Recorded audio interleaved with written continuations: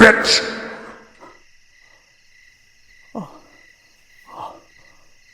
Oh, what a nightmare. Oh.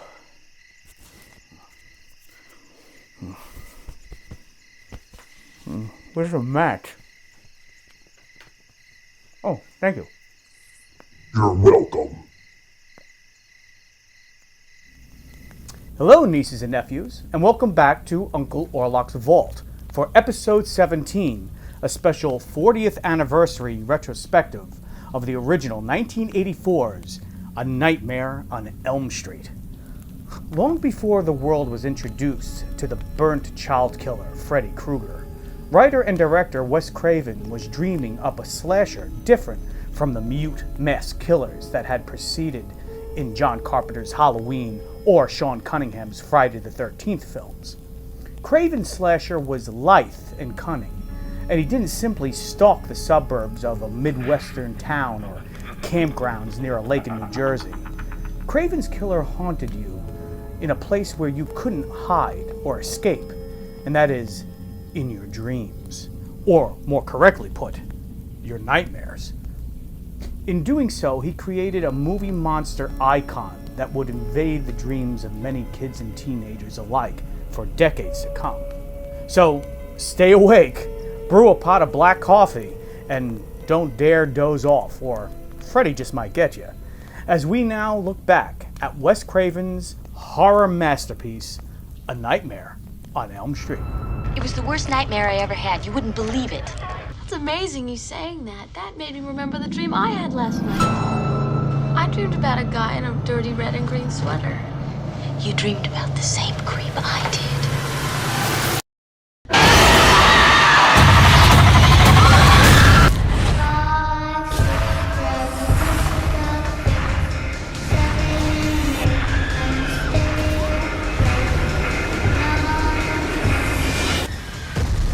Whatever you do, don't fall asleep.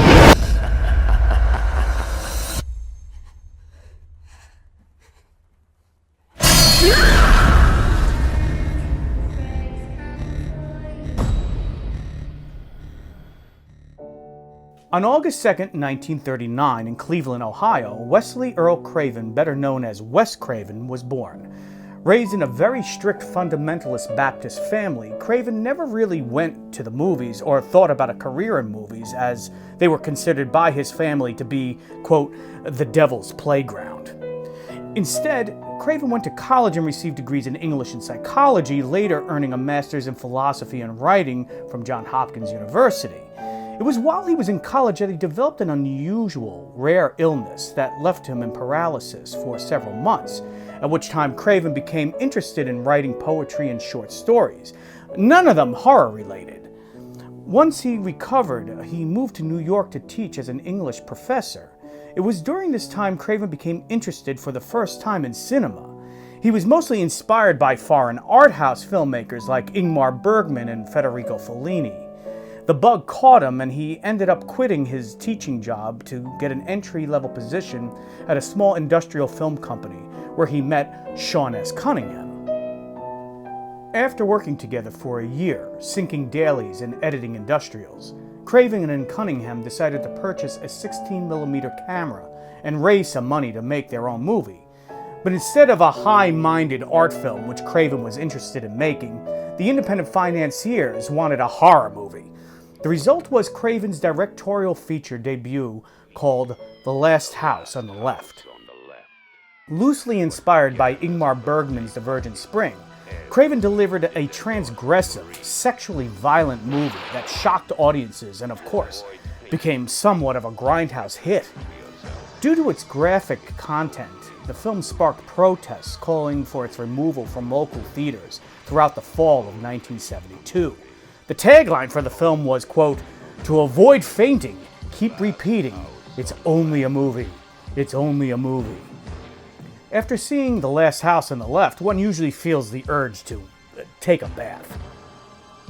Cunningham would go on to direct the original Friday the 13th, but Craven would spend another 5 years trying, unsuccessfully, to get a non-horror film made.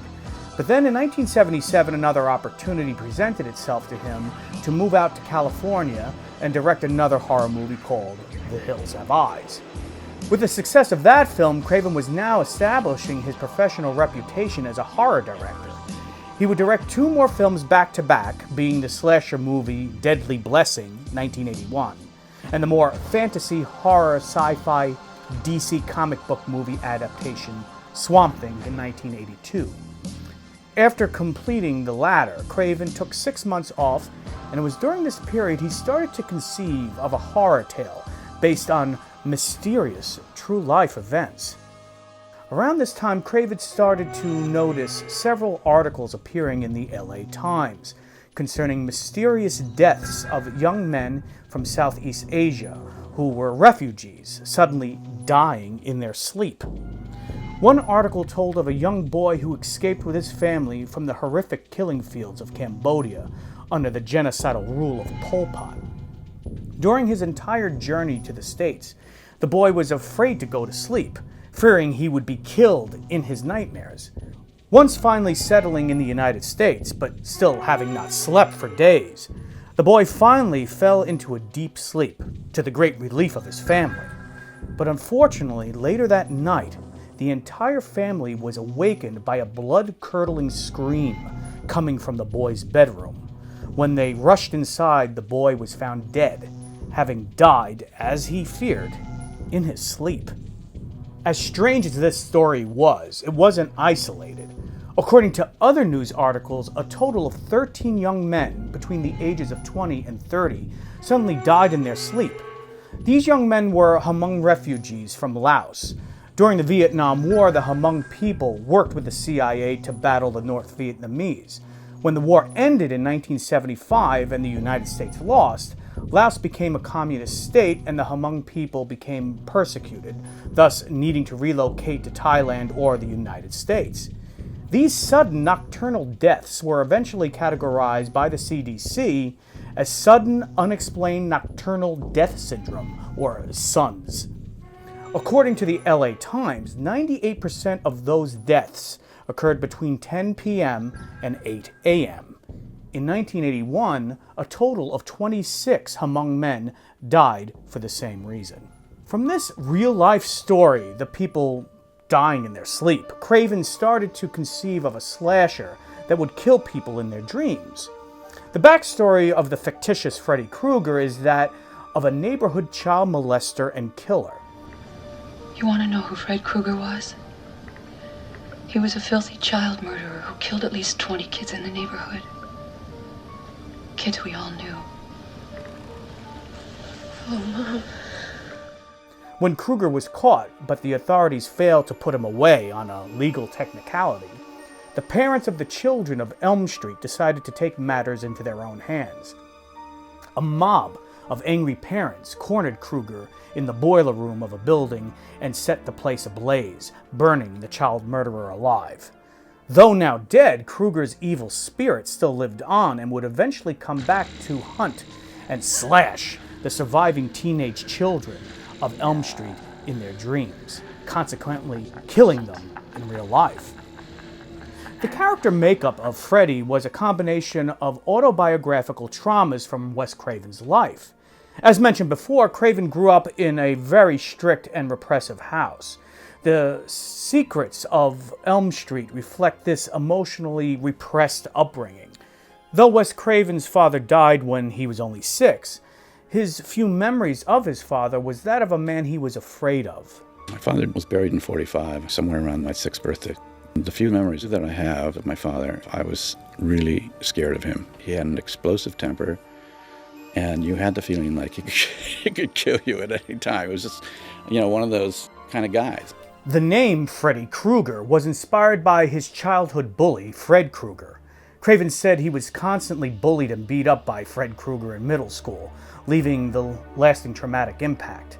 As for the look of Freddy, another creepy and traumatic memory from Wes Craven's childhood served as inspiration.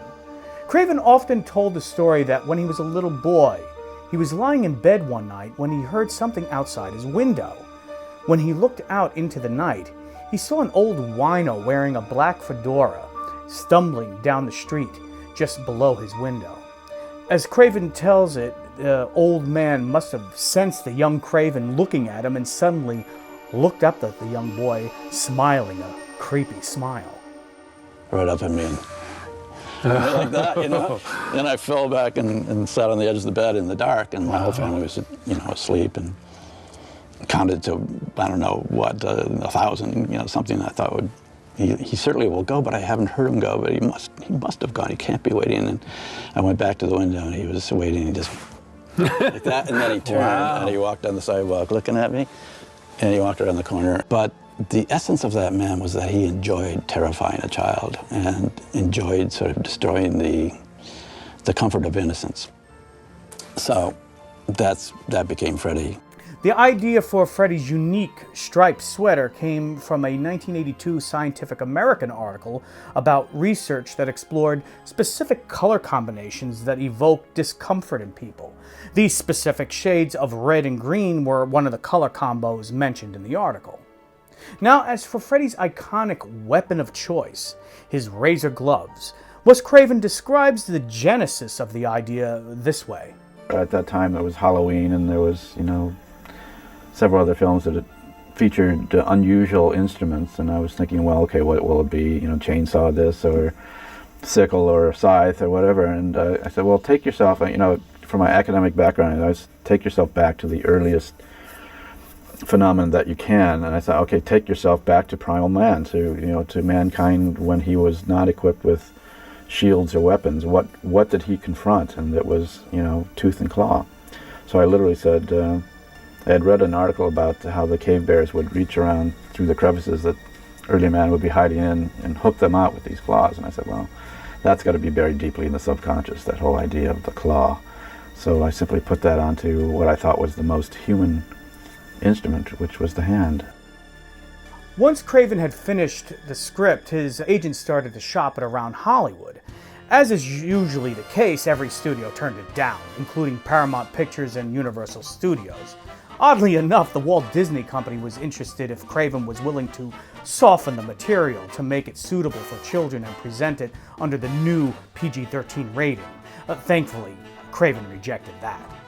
Finally, the only place in town that wanted to make the picture was the independent and, at the time, fledgling New Line Cinema, founded by producer Robert Shea. Shea agreed to produce the film with a proposed budget of only $700,000. Up to this point, New Line had primarily been a distribution company only and didn't have the money to finance it themselves. Shea would have to go around raising the financing from independent sources, cobbling together money from investors in England. According to Shea, almost every original investor had dropped out at one point or another, including one who backed out only 4 weeks before production was to commence. Finally, it was home video distributor Media Home Entertainment, along with Heron Communications, Smart Egg Pictures, and according to Shea, some Yugoslavian guy who had a girlfriend he wanted to get into movies, who all put up the financing for the final budget of $1.1 million. When it came time to find the right actors for the roles, casting director Annette Benson was brought on. Benson auditioned over 200 actresses for the female lead of Nancy Thompson before they settled on young actress Heather Langenkamp. Wes Craven said he wanted to find a girl who looked real, not a Hollywood type. Someone who was attractive and smart. At the time, Langenkamp had taken hiatus from her studies at Stanford to pursue acting. She had appeared in several commercials and TV films before this. Benson had auditioned Langenkamp previously for the cult films Night of the Comet and The Last Starfighter. Langenkamp would return to play Nancy in A Nightmare on Elm Street 3 Dream Warriors, 1987, and later she would play a version of herself in the very meta Wes Craven's New Nightmare, 1994. Both films, by the way, being my favorite sequels in the franchise. The role of Nancy's boyfriend, Glenn, went to then unknown Johnny Depp in his first movie role. The character was originally conceived to be this muscly, tall, blonde jock type, but was then reconceived. Apparently Charlie Sheen was first offered the role, but his agent had asked for too much money. Sheen years later refuted that, saying that he was embarrassed to admit that he didn't really get the concept of the script and didn't think the movie would go anywhere. Wes Craven said the final decision to go with the unknown Johnny Depp was due to his daughter liking his headshot. Came down to 3 guys. Johnny Depp was one, and there was just a name. I said, well, I'm thinking of this guy, which is not Johnny, and my daughter and her friend said, Dad, Johnny Depp. Oh, he's sexy. He's so sexy. He's a dreamboat. The character of Tina, Nancy's best friend, would be played by young actress Amanda Weiss, who had previously appeared in Fast Times at Ridgemont High. It was a device of Craven's script to present Tina to the audience at the beginning as the lead heroine, only shortly later for her to be killed in a brutal scene, very much reminiscent of Janet Leigh's character in Psycho. For the role of Tina's boyfriend, Rod Lane, who is initially blamed for Tina's murder before meeting his own tragic end, was played by actor Jesus Garcia, who is credited, though, under the stage name Nick Corey, but who, for years, I thought was this other actor named Robert Russler, who has nothing to do with this movie. So there. Nancy's mother, who has been hiding dark secrets more efficiently than her bottles of booze, is played by Ronnie Blakely.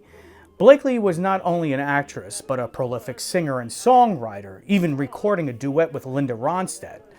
Besides A Nightmare on Elm Street, Blakely is probably most well known for portraying the character of Barbara Jean in Robert Altman's 1975 film Nashville, for which she earned an Academy Award nomination. Playing Nancy's father is actor John Saxton. Saxton was well known at this point, especially for movies like Enter the Dragon 1973. Here, besides being Nancy's father, he is also the local police lieutenant who uses his own daughter as bait for sting operations. Interestingly, for horror fans, 10 years prior, Saxton played the local police lieutenant in the first legit slasher film, Black Christmas, in 1974. As a lieutenant, he's got a pretty bad record for protecting the local teenagers from being murdered. Go outside and watch my daughter's house. If you see anything funny, call me. Anything funny like what? I don't know. Other actors who round out the cast in supporting roles are Charles Fleischer, best known as the voice of Roger Rabbit. Boy, I love Roger Rabbit. I am Roger Rabbit. Here playing Dr. King at the Sleep Disorder Clinic. Now, the nurse in this scene is played by an actress who would become Wes Craven's second wife, Mimi Craven, in 1984. He would later divorce her. I guess the sponge baths just lost their charm. And as the English teacher is character actress Lynn Shay, who was producer Robert Shay's sister, and still is, I guess. But the role I'll always remember Lynn Shay for is as Woody Harrelson's landlady in Kingpin. Number 2, you still owe me another month's rent. Now, the most important casting choice would be the actor who would play Freddy Krueger himself. Wes Craven even considered casting a large stuntman in the role, even meeting with 6'4" stunt performer and coordinator Kane Hodder. The casting of Freddy was a really big deal. I mean, it would rise and fall on Freddy. My first thought was that because of the physicality of the role, I should go with somebody who was like a stuntman. It was very quickly apparent that they were not in connection with that part of their psyche at all. When Craven quickly realized that wouldn't work, casting director Annette Benson started looking for trained actors. Kane Hodder, though, would famously go on to portray another legendary slasher when he donned the hockey mask as Jason Voorhees in several Friday the 13th sequels. Craven said he wanted Freddy to be very agile, but needed him to be played by an actor rather than a stuntman, somebody who could convey a sense of evil and who would be enthusiastically sadistic. In came classically trained actor Robert Englund, who studied and performed Shakespeare while at RADA. At this point, Englund was recognizable for appearing on the cult sci-fi television show V. Before his audition, Englund said a friend of his agent recommended he try playing Freddy rat-like or, quote, weasel-like, pointing out that when we read about abusers and molesters in the newspaper, they're not big, hulky men, but weasels. England was also inspired by Klaus Kinski's body movements in Werner Herzog's Nosferatu. Where actors fail playing evil is that certain people simply are unwilling to admit that that's in them. It's my theory that it's in all of us. And you can tap into it, and it doesn't mean that that is what you are, but you simply acknowledge that part of you. And for an actor, he has to be able to relish, being really, really nasty. And Robert was able to go there. Of course, the makeup effects would be a big part of creating the Freddy Krueger character. Up to that point, most slashers and movies wore masks like Leatherface in the Texas Chainsaw Massacre and Michael Myers in Halloween. Wes Craven, though, wanted to be able to give Freddy more of a personality and an ability to articulate facial movements. Creating the character backstory of Freddy having been burned alive by the parents of Elm Street allowed for a severely disfigured, burnt look to essentially become the monster mask. The production brought on special effects artist David B. Miller to create the makeup on Robert Englund. I thought, the makeup is so extensive that I need some humanity. And my eyes, my darting little beady eyes, will be the humanity. It took 3 hours. I think it was about 11 different pieces we had to glue down. Because I had under pieces that glued down that showed the muscle. And then over that I put melted flesh kind of pieces. And I wanted it to move independently. So you'd see his muscles moving underneath. It got very difficult for Robert towards the end. Because his face was nearly raw from all the makeup. It got to the point where at the end of the day, he wouldn't even wait for me to come and take it off carefully with solvents and things. He would just rip the whole mask off. Principal photography commenced on June 11, 1984, around Los Angeles, California. Wes Craven and his crew had to deliver the picture on a tight schedule of just 32 shooting days. As a result, Craven and his cinematographer, Jacques Haitkin, did extensive preparation by storyboarding much of the picture, especially the scenes requiring unique effects work on a limited budget. The exterior locations for both Nancy's house and Glenn's house on Elm Street were actually filmed in West Hollywood on Genesee Avenue, which fit the look of a Midwestern suburban street with overhanging trees. Incidentally, comedian Bo Burnham actually filmed his special while living inside the Nightmare on Elm Street house during COVID. Shooting outside on a real residential block can be difficult, especially for the neighbors living there while a horror movie is being filmed at night. But what at first was an annoyance for the residents quickly turned to curiosity when Freddy appeared. The neighborhood was very upset at us. There wasn't too many films going around on the streets in those days. Then they became interested in the picture when they saw shooting at night and when Freddy was out walking around. Oh, look at him, there he is, I told you, what a gruesome. And so we were starting to get crowds coming around. Some of the back alley scenes with Tina were shot in Venice, California. The scenes at school were shot at John Marshall High School in the Los Feliz district of LA. The high school has been used in a number of other well-known productions, such as Pretty in Pink, Buffy the Vampire Slayer, and Grease. The police station scenes were shot at Lincoln Heights Jail, which had been closed down since 1965. They discovered the perfect-looking boiler room for Freddy to haunt in the basement of the facility. Most of the pipes and insulation were falling apart and it looked like a dungeon. Unfortunately, what the filmmakers discovered later was that the building had been closed down because it was filled with asbestos. Hollywood. The house interiors were built on sound stages that were once part of Desilu Studios, where I Love Lucy, The Dick Van Dyke Show, and many other iconic television shows were taped.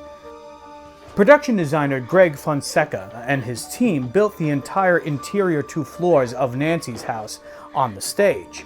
This would facilitate the nightmarish, experimental, practical effects the production would undertake. the most ambitious one being the gruesome killing of Tina early in the film.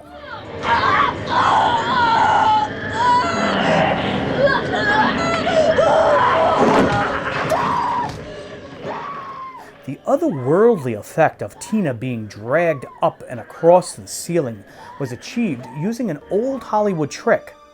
Mechanical effects supervisor Jim Doyle thought of the Fred Astaire dance scene in the film Royal Wedding. This gag was also used a couple of years earlier for the scene with Jo Beth Williams in Poltergeist. This meant the entire bedroom had to be built on a revolving set. Doyle and his team spent a month working out the logistics, building the framework that would contain the full bedroom set within, on top of a superstructure that was made to revolve the whole thing. This meant all the furniture, set decorations, and props would need to be nailed or glued down. The actor playing Rod would have to be securely harnessed in the corner with his hair lacquered down. The camera operator would be strapped into a sort of jump seat harnessed to the camera, which was bolted to the wall. Then, as the room revolved, being turned by crew hands, Amanda Weiss, playing Tina, covered in fake blood, would slide up the wall and onto the ceiling screaming while the camera remained fixed. The most recent example of this gag was done by Billie Eilish performing Bad Guy on Saturday Night Live. It was horrifying. I mean, it was the only scene I think I've ever been part of that was more frightening in real life. What if it falls off its hinges? Or what if somebody falls out of the hole and lands on the ground? It just seemed like so much could go wrong. I was pretty scared going into that. I was afraid for my own physical safety because I kept thinking things were going to fall on me. I thought I was going to fall out. This has a lot of elements to it that seem really dangerous.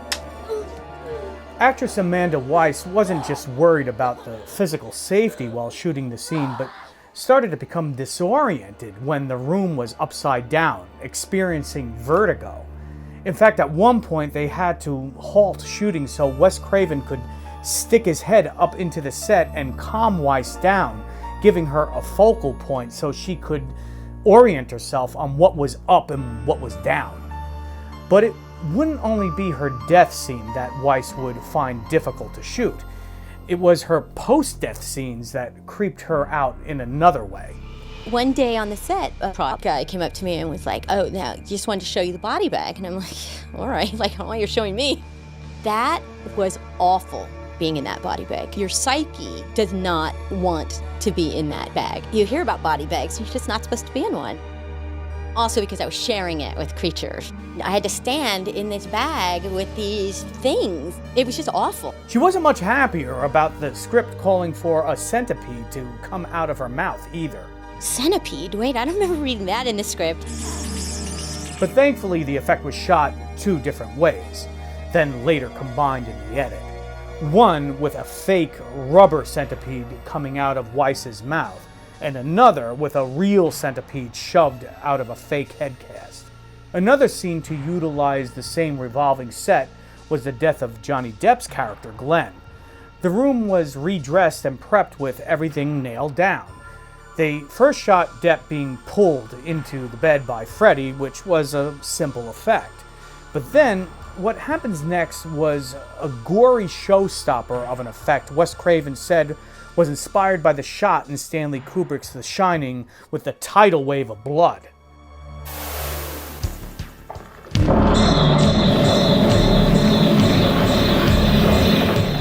To achieve this, they turned the revolving set upside down, and from above, on the scaffolding, they had a large drum full of water colored with red food dye and mixed with poster paint to give it a thicker, bloodier texture. Then they dumped the water through the hole cut in the bed. Nobody could see anything because the room was all closed. All we could hear was this thunderous pounding on the floor, which was now the ceiling, of all this blood dumping into the room. It was probably about 30 of the most exciting seconds I've had on a film set. Now, what the filmmakers didn't account for was the weight of this 500 gallons of water being dumped into the set. According to cinematographer Jacques Haitkin, as soon as it hit the ceiling and hit the light, it immediately electrified the water. So the crew member above pouring the water received an electrical shock. Not only was the water now electrified, but as Haitkin describes, the water began to slosh from side to side, which threw off the weight of the room, causing it to shift and the operators to lose control of it. The room rolled all the way over, and the crew members leapt out of the way as cables and ropes ripped out of their rigging. As Craven later recounted, the water, quote, went into all the lights, and there were these huge flashes in the dark. We were spinning in the dark with all of these sparks going on, unquote. The wall had a window in it, so of course the blood poured out of that onto the operators desperately trying to regain control of the room.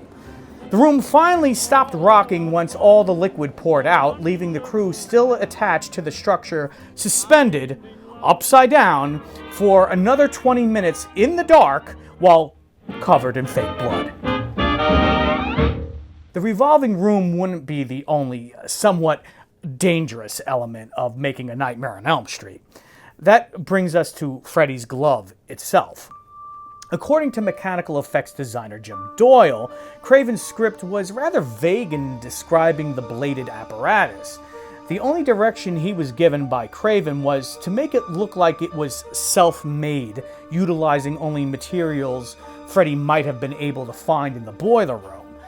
Doyle went to work on blueprints for the design of the glove, figuring out where the rivulets and hinges would go. The most threatening blades he could find on the market were a set of Echo steak knives. He then handed the blueprints off to Lou Carlucci and Charles Ballardinelli, two Italian guys, to make Freddy's glove. 2 gloves were made.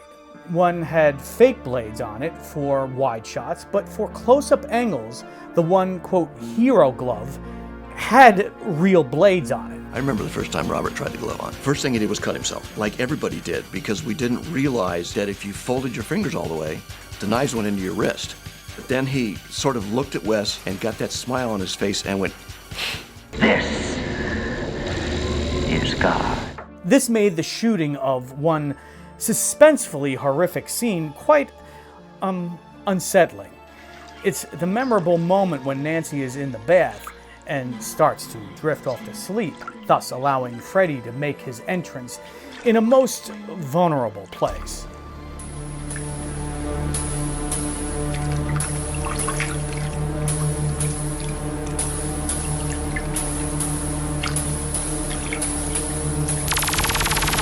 The way this gag was shot was by cutting a hole in the lower end of the bathtub, which was mounted over a sealed tank beneath. Jim Doyle doubled as Freddy's hand by ducking under the water between Heather Langenkamp's legs. Because the shot was a close-up, the glove used was the one with the real blades on it. Now, not all of the special effects gags were dangerous, but they were equally clever. For a low-budget movie, most of the practical effects work holds up very well. One in particular, which is my personal favorite shot in the movie, which also echoes a visual that would ultimately be adapted into the movie's iconic poster art. It was a scene early on when Nancy is sleeping in bed and Freddy's impression pushes through the wall. Now, today the effect would be done with CGI and probably not look nearly as cool. They'd overdo it somehow, diminishing the surrealism of the image. The way this was achieved was by replacing the wall above the bed with what was then a new material available on the market called spandex. Then Jim Doyle, doubling as Freddy once again, pressed himself into the spandex wall on cue, and it's a wonderfully creepy effect. Another simple solution for a practical effect was making Freddy's razor claws spark whenever he touches metal. The sparks were created by simply hooking up the glove to a car battery. There are other effects, though, that to me don't hold up as well. One is Freddy Krueger's stretching arms effect in the alleyway. The idea in the script is evocative and nightmarish, but the limited budget forced the effects crew to come up with the cheap solution of marionetting the long dangly arms from fishing poles off screen, which unfortunately is exactly what it looks like. There is also another effect which I always found to look atrocious, but we'll get back to that one in a minute. But one show-stopping effect / stunt that looks amazing, but was incredibly dangerous to shoot, was Freddy's full body burn. Now, what leads up to this moment in the third act is that Nancy, at this point incredibly sleep-deprived, plans to fall asleep, encounter Freddy, grab hold of him, then wake up, bringing him into the real world, which at this point she'll trap him using a series of booby traps, and then have her father, who is just across the street with the other police investigating Glenn's unusual death, come and get Freddy. Now, if this plan sounds familiar, it would essentially be used again 6 years later by Kevin McAllister to catch Harry and Marv in Home Alone. You guys give up, or you're thirsty for more? In Nancy's case, she's only got 20 minutes to booby trap the whole place. Now, you may say, Unkle Orlok, it's only a movie. And that would be true. And movies are like dreams. We can do things in dreams, like in movies, that would seem ridiculous in real life. And maybe that's what makes Craven's third act so interesting, are the clues as to when the dreams end and the reality begins, or vice versa. It's a dream within a dream within a dream. Very Buñuel of Craven. Freddy chases Nancy through the booby-trapped funhouse. Heads up! She eventually sets him on fire, making him extra crispy.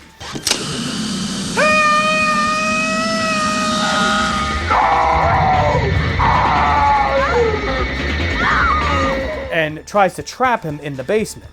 This highly dangerous stunt was performed by stunt coordinator Anthony Cesari. His specialty was burn scenes, where he would paint his body with flamant and light himself. This guy was supposedly one of the top body burn guys in the business. This guy's nuts. He's good. He knows what he's doing. With 2 cameras rolling, he chases Nancy up the stairs while on fire, does a stunt fall down the stairs, then gets up and heads back up the stairs again before laying down, which was the cue for the crew to put him out with fire extinguishers. Cesari later told Craven it was the longest body burn he'd ever done. This brings us to the debated final scene of the movie. Now, if after 40 years you still haven't seen A Nightmare on Elm Street and you don't want any spoilers of the ending, you can pause this video now, watch the darn movie, and come back. Okay, so there was much contention on set surrounding the last scene of the movie. Wes Craven originally wanted a more dreamy and ambiguous ending. Craven explained in a 1987 interview with Cinematography the original ending of the script was that Nancy would come out the door. It's an unusually cloudy and foggy day. A car pulls up with her dead friends in it. She's startled. She goes out and gets into the car wondering what the hell is going on. And they drive off into the fog with the mother left standing on the doorstep, and that's it. It was very brief and suggestive that maybe life is a sort of dreamlike too. But producer Bob Shea wanted something more sensational that would bait the audience for a sequel. There we go, ready, and action. Bob wanted a car to pull up and Nancy to get into it and then see Freddy at the wheel. Mom! Mother! We had a lot of arguments about that. Bob wanted to have a hook for a sequel. I thought it was demeaning to the picture and didn't need it and all those things. But I have to say, was very grateful to Bob for making the picture possible. So we reached a compromise. Freddy wouldn't be driving, but the car itself would have Freddy's stripes. The one used suggested that the car itself was Freddy and Nancy was still stuck in her nightmare to be tormented forever. Now, all this to me seems like the perfect compromise for a great horror ending. But the desire to then have the mother pulled through the door, not unlike the jump scare ending of Sean Cunningham's 1980 horror hit Friday the 13th, to me was a misstep in execution rather than in concept. As I mentioned earlier, the one effect that looks atrocious, but not in a good way, is this shot. Apparently it was done in just one take, and again, it sure looks like it. I mean, look at this. Production wrapped at the end of July, and the filmmakers now had to rush to finish post-production for a November release. The editing took place back in New York, where Wes Craven and producer Robert Shaye sat down to watch all the dailies for the first time.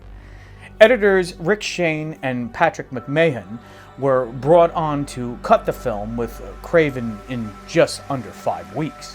One of the really effective things about this movie is that when you're shifting between the nightmares and dreams and actual reality, it's not that obvious.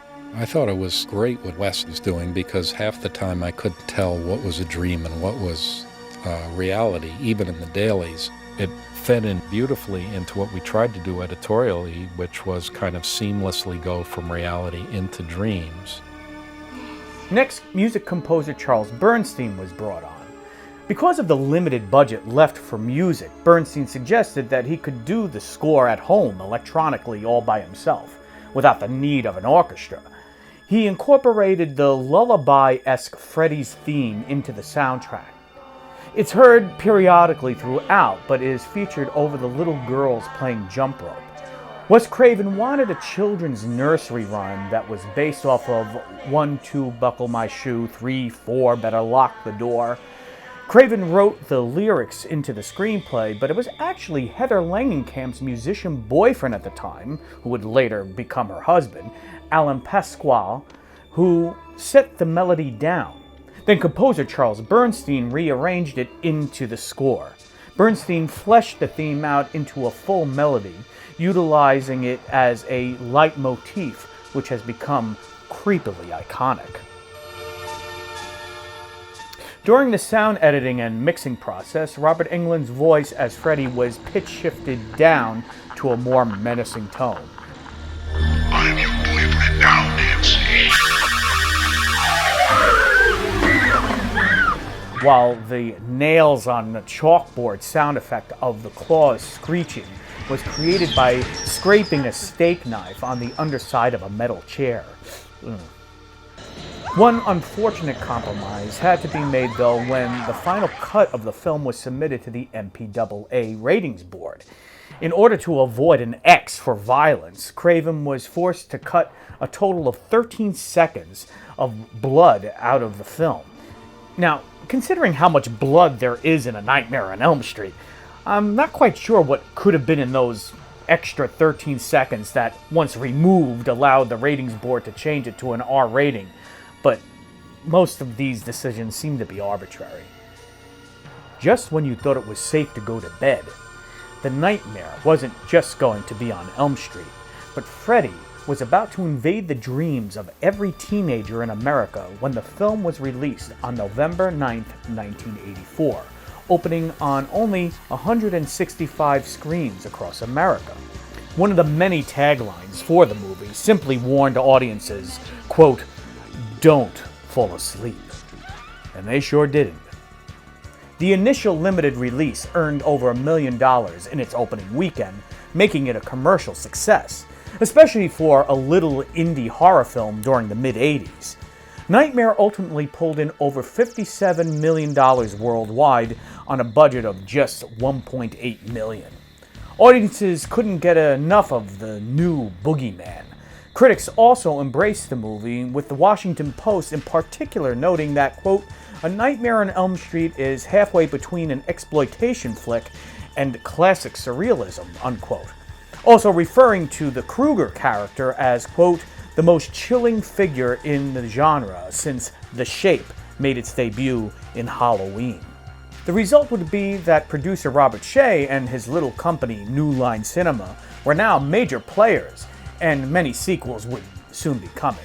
In fact, New Line Cinema became known as the house that Freddy built. Many years later, New Line became known for another little franchise called The Lord of the Rings. In 2008, the company merged with Warner Brothers. For Wes Craven, A Nightmare on Elm Street was always intended as one story, and didn't return for 1985's A Nightmare on Elm Street 2, Freddy's Revenge, which disappointed many fans, but ended up finding a cult following, especially because of its unique queer-coded main character and themes. Wes Craven would return, though, for the much more accepted A Nightmare on Elm Street 3 Dream Warriors, as producer and co-writer, working this time with Frank Darabont on the script. It also marked the return of Heather Langenkamp as Nancy. Then there was a slew more, each sequel offering diminishing returns in quality and scares, like A Nightmare on Elm Street 4, The Dream Master 1988, A Nightmare on Elm Street 5, The Dream Child 1989, and Freddy's Dead, The Final Nightmare in 1991. But, of course, that wasn't Freddy's final nightmare, because Wes Craven would again return to the director's chair for the very meta sixth installment called Wes Craven's New Nightmare in 1994. This one sees Freddy as a supernatural entity haunting the cast and crew of the original Nightmare films, with Heather Langenkamp and Wes Craven playing themselves, and Robert Englund pulling double duty as the actor who plays Freddy and Freddy the entity himself. It's an original concept that breaks the fourth wall of a new postmodernist take, which would ultimately Craven to his next bankable horror franchise during the 90s, Scream. Freddy by this time had lost some of his initial mystery and menace, but audiences weren't quite ready to put him to bed yet. He would return to screens in 2003 to take on Jason Voorhees in a battle of the slashers, very much in the tradition of the Universal Monster rally films. Freddy vs. Jason was a fun throwback for fans. Then in 2010, during the creative void of the horror movie remakes phase by the studios, A Nightmare on Elm Street suffered an attempted reboot. This time, Jackie Earle Haley wore the glove. Forgetting horror movies are also supposed to be fun, this one had less scares and more snores in its sleep cycle. That would pretty much kill any reboot of the franchise. But in the 40 years since the debut of the original, no sequel, spin-off, or remake has captured that original mystery and terror that A Nightmare on Elm Street evokes. As a kid, even the poster art, it gave me chills. The dread that is locked away in childhood fears becomes viscerally real. It's more than the spine-chilling music or the special effects with oceans of blood that make A Nightmare on Elm Street one of the scariest movies of all time. It's the fact that Wes Craven dived deeper into human psychology to create the monster that is Freddy Krueger. From his character design and weapon of choice to Robert Englund's portrayal of gleeful sadism, Freddy really enjoys terrifying and slashing the children and teenagers of Elm Street. He's the scary adult figure who both envies and resents them for what he no longer possesses, and that is their full life and youth.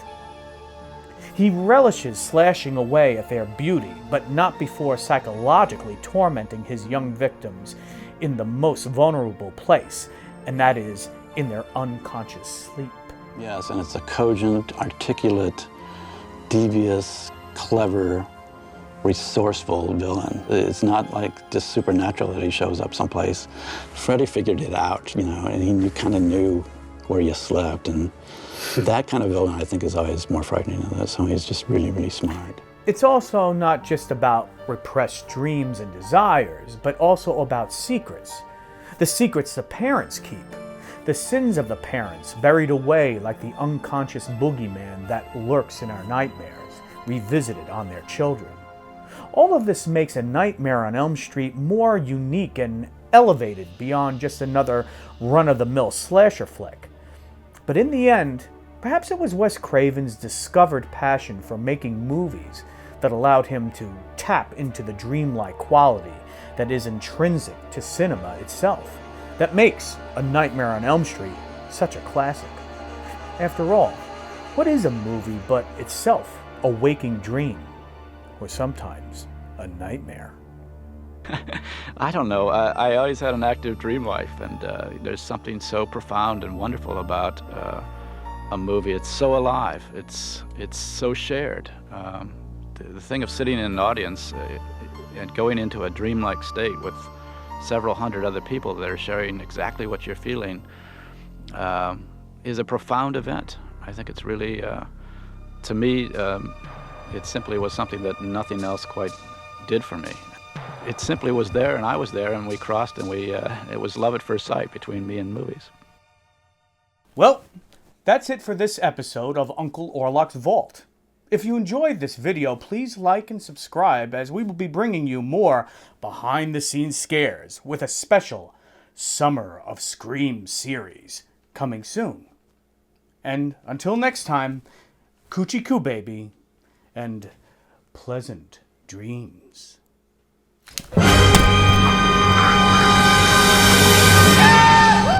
Ha ha ha ha ha!